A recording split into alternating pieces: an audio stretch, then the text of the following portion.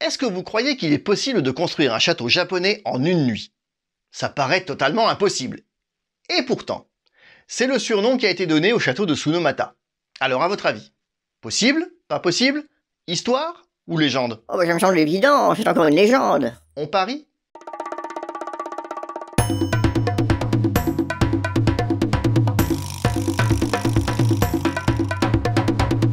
Pour bien comprendre cette histoire, il faut remonter un peu avant la construction du château, au milieu du XVIe siècle.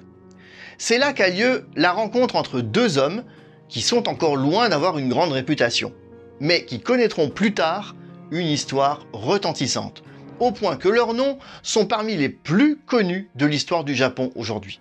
Je veux parler d'Oda Nobunaga et d'un certain Kinoshita Hideyoshi, un homme qui prendra plus tard le nom de Toyotomi Hideyoshi. À cette époque, il est seulement à la tête d'un petit détachement d'hommes de Nobunaga qui, quant à lui, n'est pour l'heure qu'un petit daimyo régnant sur la province d'Owari.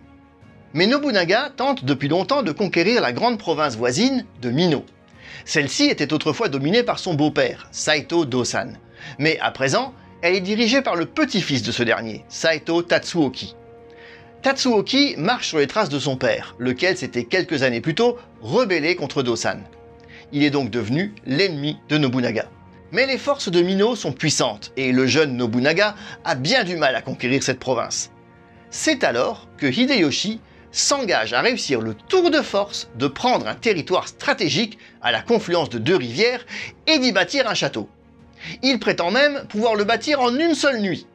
La plupart des généraux, et Nobunaga lui-même, se moquent ouvertement de son audace car chacun sait bien qu'il s'agit là d'une entreprise impossible.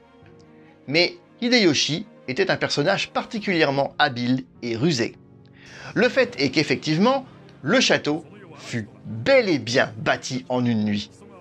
À l'époque, les châteaux étaient faits en bois, et il fallait plusieurs années pour obtenir un résultat comme ceux que l'on peut encore admirer, notamment les 12 châteaux originaux encore debout.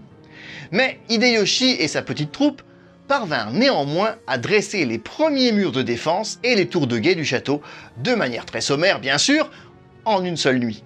En réalité, la ruse d'Hideyoshi consistait à avoir fait faire les différentes parties au préalable. Il ne lui restait donc plus qu'à les assembler, ce qui explique qu'il ait réussi l'exploit de réaliser une construction assez solide en si peu de temps. Le château ainsi bâti n'était évidemment pas bien solide, mais il suffit à déstabiliser l'ennemi et à saper le moral des troupes, qui n'en revinrent pas qu'une telle construction ait pu voir le jour aussi vite.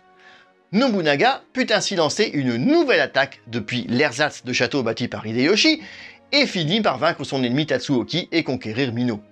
Ce fut la première grande victoire de Nobunaga, mais aussi le début de l'irrésistible ascension de son complice Hideyoshi.